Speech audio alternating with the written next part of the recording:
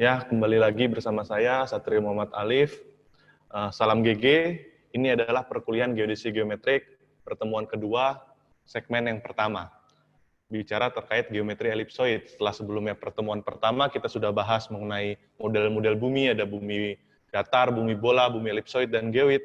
Sekarang kita akan mulai fokus ke inti dari geodesi geometrik, yaitu terkait model bumi elipsoid. Ya. Jadi sampai akhir nanti kita hanya bicara tentang elipsoid. Ini adalah pertemuan pertama, pengantar dari elipsoid itu sendiri ya. Nanti minggu depan yang bagian 2, geometri elipsoid bagian 2, jadi nanti ada 2 pertemuan terkait bicara elipsoid. Jadi perhatikan baik-baik karena sampai akhir nanti akan terus terpakai bagaimana perhitungan di elipsoid ini sendiri. Ya, untuk isi perkuliahan di sini yang pertama ada dimensi elipsoid ya, koordinat geodetik, konsep kelengkungan, dan irisan normal. Nah, kalau kita bicara elipsoid, pertama kita mulai dari ada yang namanya elips. Ya, ada yang namanya elips. Elips itu adalah bidang 2 dimensi yang memiliki sumbu panjang dan sumbu pendek yang berbeda. Ya, memiliki sumbu panjang dan sumbu pendek. Di sini contohnya gambar yang sebelah kiri ada sumbu panjang A dan sumbu pendek B. Ya, mungkin yang elips yang paling sederhana yaitu adalah lingkaran. Lingkaran itu sebenarnya elips ya.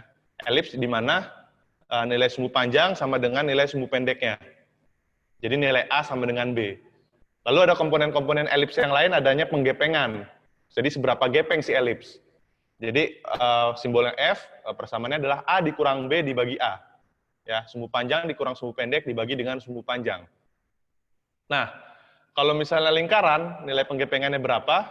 Tadi kalau lingkaran, sumbu panjang sama dengan sumbu pendek. Artinya A sama dengan B. Berarti pembilangnya menjadi 0. Sehingga penggepengannya 0. Jadi lingkaran itu adalah elips dengan penggepengan 0. Nah, kalau elipsoid itu seperti apa? Elipsoid itu sendiri adalah elips yang berputar. Ya, elips yang diputar terhadap sumbu pendeknya.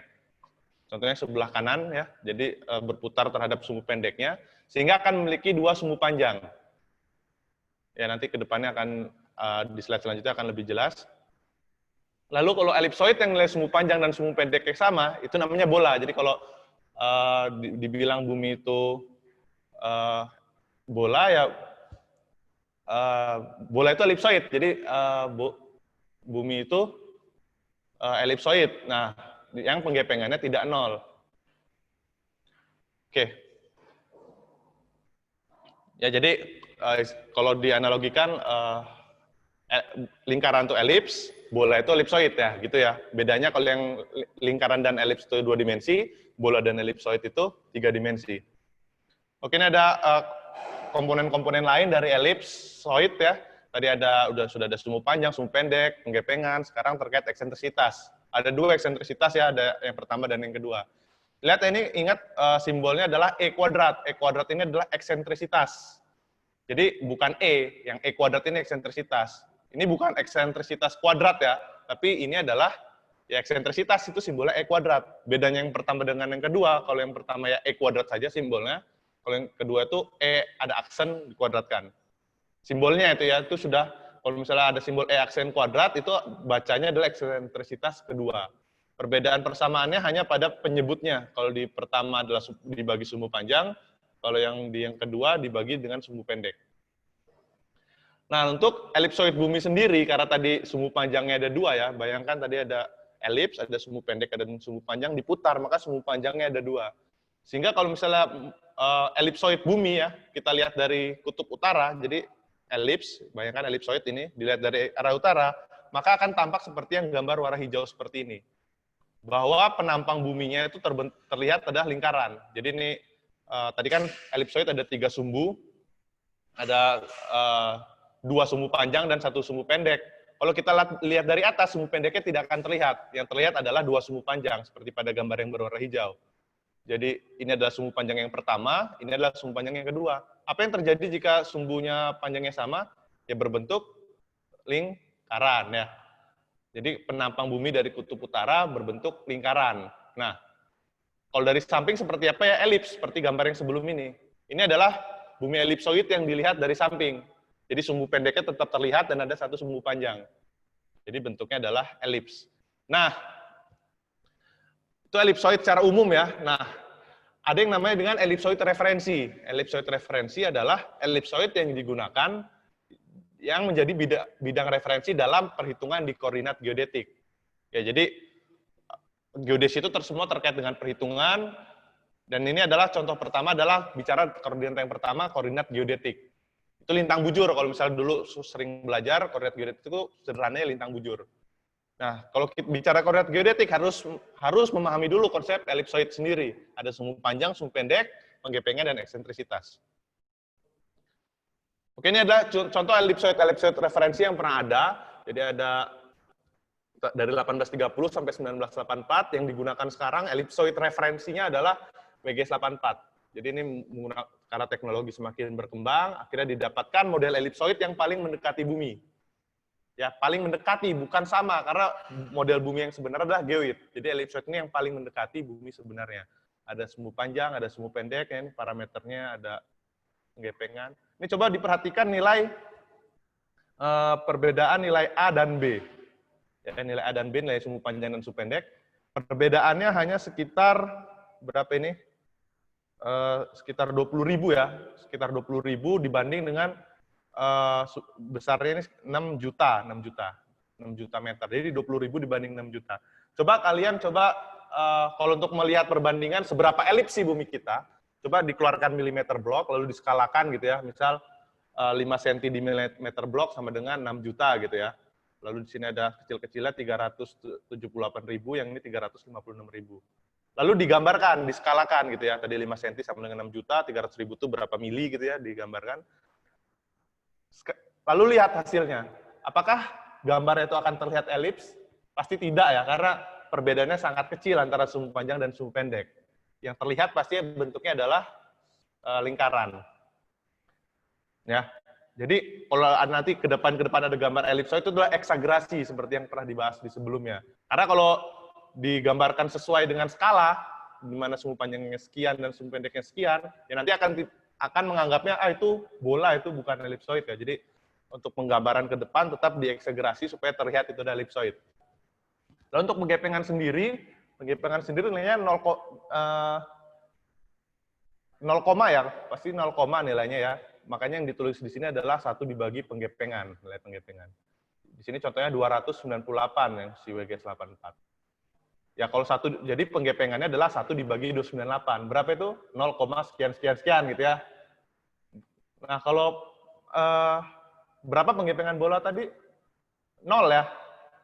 Nah berarti bumi elipsoid kita itu memang mendekati bola, karena penggepengan bumi elipsoid kita saja 0,00 sekian gitu ya. Ya seperti itu. Jadi bayangan bumi kita itu elipsoid, tapi elipsoid yang mendekati bola sebenarnya.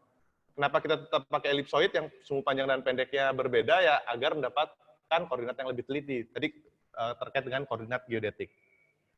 Nah, ini sekilas saja nih, tadi sudah baru saja dijelaskan. Nah, jelaskan parameter elipsoid referensi yang digunakan di Indonesia.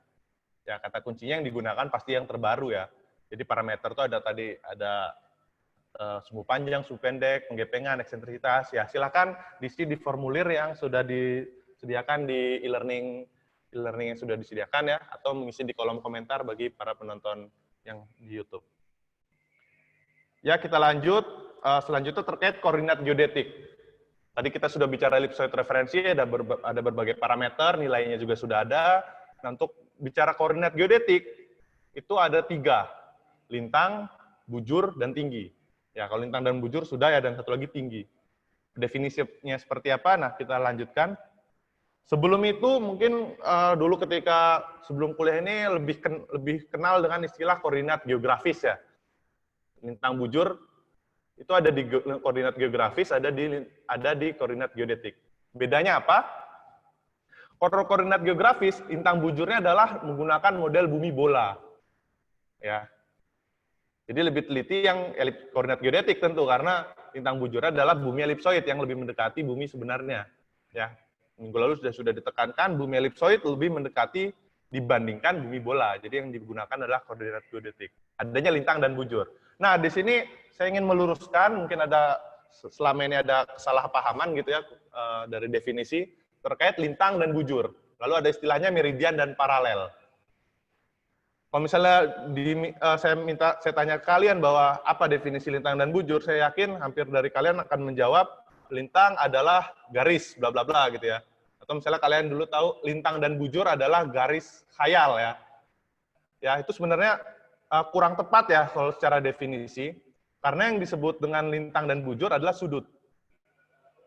Sudut apa? Ya, nanti kita lihat. Setelah ini definisinya akan disampaikan. Kenapa lintang dan bujur itu sudut? Coba kalian perhatikan berapa nilai lintang dan bujur Indonesia. Satuannya apa? Satuannya derajat. Derajat itu adalah satuannya sudut. Jadi lintang dan bujur adalah sudut. Sedangkan yang garis-garis khayal itu namanya bukan lintang dan bujur, namanya meridian dan paralel. Jadi meridian dan paralel itu garis, lintang dan bujur itu sudut. Ya. Nah, meridian itu terkait erat dengan bujur. Kalau secara definisi meridian adalah garis yang memiliki garis dari titik-titik yang memiliki nilai bujur yang sama. Jadi garis meridian. Kalau paralel, garis yang menghubungkan titik-titik yang memiliki nilai lintang yang sama. Jadi paralel itu lintang ya, terkait ya. Nah, lintang dan bujur itu sudut. Nah, sudut apa? Nah, di sini ada penggambarannya. Nah, bujur itu adalah sudut yang dibentuk antara meridian 0. Nah, kalau diperhatikan, kalau meridian itu tidak ada derajatnya. Karena meridian adalah garis ya. Meridian 0, meridian 10. Kalau bicara bujur 0 derajat. Karena bujur itu adalah sudut. Ya. Kita kembali lagi ke definisi, bujur adalah sudut yang dibentuk antara meridian 0 dengan meridian dari suatu titik. Jadi misalnya, di sini ada titik P, contohnya, bujur titik P adalah sudut yang dibentuk antara meridian 0 dan meridian P. Nah, itu definisi bujur. Nah, sedangkan kalau lintang itu sudut yang dibentuk antara bidang ekuator dan bidang normal yang melalui titik P. Nah, bidang normal itu apa? Nanti di segmen kedua akan dibahas lebih jelas. Jadi kurang lebih itu dulu. Jadi ada lintang, ada bujur. Lintang dan bujur itu adalah sudut. Dah. Dan untuk lintang itu sendiri ada lintang utara dan lintang selatan. Kalau bujur ada bujur barat dan bujur timur. Yang disebut dengan lintang utara adalah yang sudutnya positif ya, ke arah atas, ke arah kutub utara, sedangkan lintang selatan yang negatif yang ke arah selatan. Dari bidang ekuator sendiri. Kalau bujur barat, bujur timur tuh melihatnya dari meridian 0. Kalau di timurnya meridian 0 berarti bujur timur, di baratnya meridian 0 berarti bujur barat. Ya, ini coba ini saya coba tes lagi bagaimana pemahaman kalian dari beberapa penjelasan sebelumnya. Silahkan diisi di formulir yang disediakan secara daring, ataupun diisi di kolom komentar. Jelaskan perbedaan bujur dan meridian. Oke, sekian dari segmen pertama ini, dari pertemuan kedua, nanti kita lanjut ke segmen kedua. Oke.